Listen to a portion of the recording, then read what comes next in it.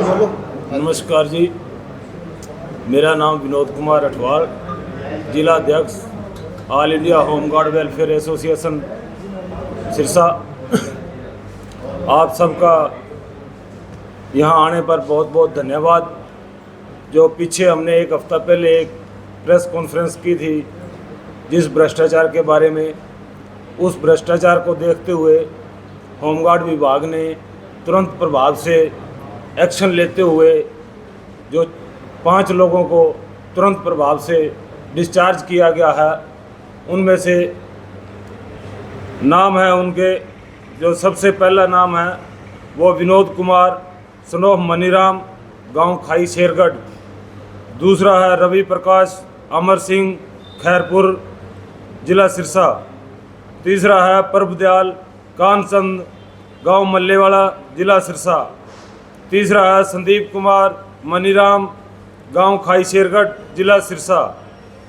और पांचवा है गुरसेवक अंग्रेज सिंह, गांव रोडी, जिला सिरसा।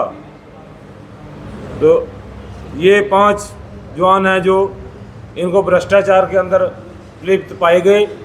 और डिपार्टमेंट ने हमारे जो नए आए डिस्ट्रिक्ट कमांडर साहब और हमारे जो डीजी साहब थे, उनके संज्ञान में जैसे ही आपके माध्यम से ये खबर पहुंची तो उन्होंने तुरंत प्रभाव से एक्शन लेने का काम किया और भ्रष्टाचारियों को सज़ा देने का काम किया।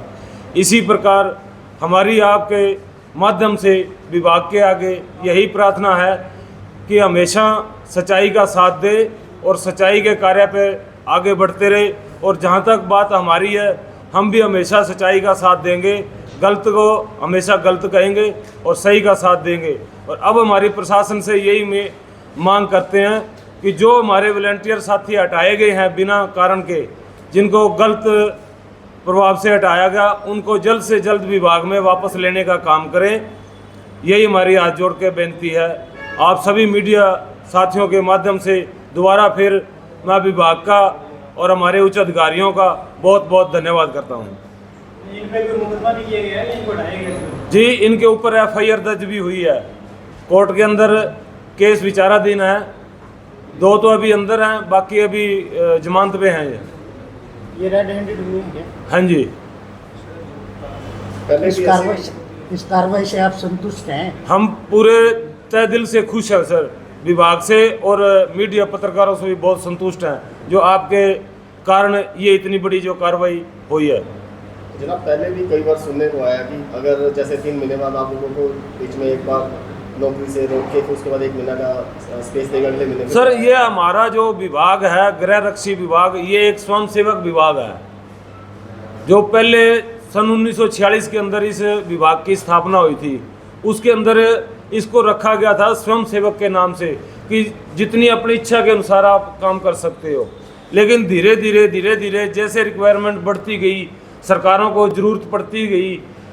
पहले होता था जैसे इलेक्शन के अंदर ड्यूटी लगती थी या किसी आपातकालीन स्थिति में ड्यूटियां लगती थी हमारी। अब जैसे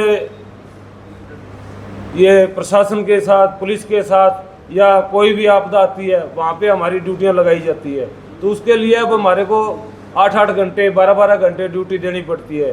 तो इसलिए अब हमारी ड्यूटियां ज़्यादा बढ़ने के कारण पीरियड तो हमारा वही सेक्शन वही 3 महीने का चलता है। लेकिन उसके अंदर जैसे ही हमारा जो पॉकेट मनी था वो जैसे बढ़ने शुरू हुआ, तो हमारे कुछ अधिकारी थे जो इस तरह के, जिन पे कार्रवाई हुई है, अभी कुछ बाकी हैं, बचे हुए हैं, लेकिन हम वो भी चाहेंगे भी उन पे भी जल्दी कार्रवाई।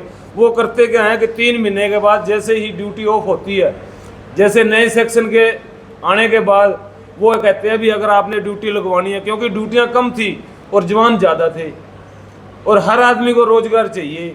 वो कहता है अगर उसकी लगी, मेरी नहीं लगी तो मेरे बच्चे क्या करेंगे। इसके अंदर इन्होंने भ्रष्टाचार फैला दिया था। जो पैसे देता था उसकी ड्यूटी लगती थी, जो पैसे नहीं देता था उसकी ड्यूटी नहीं लगाई जाती थी। और सीनियर का उसका कोई नहीं है? नहीं सर, सीनियर को लगाया जाए या नहीं ऐसा कोई प्रोसेस? ऐसा कोई, ऐसा ही सब पैसा ही था इनका। जैसा आप कह रहे हैं कि जो पैसा देता है वो नौकरी पे लग जाता है जी। इसकी शिकायत कभी आप लोगों ने नहीं की आगे सीनियर अधिकारी, या जैसे आप और DGP आप चंडीगढ़ पंचकुला आप लोगों के बैठते हैं होमगार्ड के सीनियर? सर, हमारे DG साहब एक बहुत ही सुलझे हुए इंसान है और हमने बहुत बार वहाँ शिकायत पहुँचाई, लेकिन वो शिकायतें हमारी डीजी साहब तक पहुँची नहीं आज तक, क्योंकि बीच में कुछ ऐसे अधिकारी बैठे थे जो वो फाइल को दबा देते थे। कई लगभग मैं जहाँ तक मैं नोट कर पा रहा हूँ 30 से 40 साल पुराने होमगार्ड में काम करते आ रहे हैं, वो रिटायर भी हो गए हैं। एक सपना होता है कि इंसान जॉब कर रहा है, उसकी जॉब जो है वो परमानेंट हो जाए, तो आप लोगों ने कभी कोशिश नहीं की कि आप लोगों की नौकरी सरकारी में हो? हमने बहुत बार ज्ञापन भी दिए, मुख्यमंत्री साहब से भी मिले हैं, पहले हुड्डा साहब के टाइम में भी हुड्डा साहब से मिले थे, अब माननीय मनोहर लाल जी थे, उनसे भी कई बार मुलाकात हुई है। और अब पीछे कुछ दिन पहले हमारा एक डेलीगेशन सैनी मुख्यमंत्री साहब से भी मिले थे, उन्होंने आश्वासन दे रखा है कि बहुत जल्द, अभी तो उन्होंने ये कहा था कि कैबिनेट की मीटिंग बैठेगी तो उसके अंदर प्रस्ताव हम रखेंगे और वहाँ पे ये प्रस्ताव पास किया जाएगा, लेकिन इस मीटिंग के अंदर हमें कुछ ऐसा आश्वासन नहीं मिला और ना ही हमें कुछ लगा भी इस मीटिंग में कुछ हुआ है।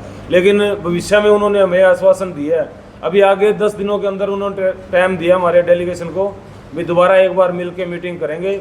उसके अंदर हो सकता है, वो कह रहे थे भी हमारे डीजी साहब को भी बुलाएंगे, वहाँ उनके साथ बैठ के कोई इसी मसले पे बातचीत करेंगे। आपकी सर यूनियन बनी हुई है और आपकी जो कर्मचारी वर्ग है, आपकी पूरे प्रदेश स्तर में यूनियन बनी हुई है? हमारी ऑल इंडिया लेवल पे यूनियन है सर। तो उस यूनियन के थ्रू आपने मांग रखी? हाँ जी, हमने माननीय प्रधानमंत्री मोदी तक भी ये बात पहुंचा रखी है जी, और माननीय गृह मंत्री अमित शाह तक भी ये लेटर पहुंचा रखे हैं। आगामी क्या खाका रहेगा आपका विधानसभा चुनाव को देखते हुए समस्त कर्मचारियों का? विधानसभा चुनाव को देखते हुए हमारी बातचीत चल रही है सीएम साहब से, अगर वो कुछ ठोस कदम उठाते हैं तो हम तो हमेशा सरकार के साथ थे और आगे भी सरकार के साथ बने रहेंगे।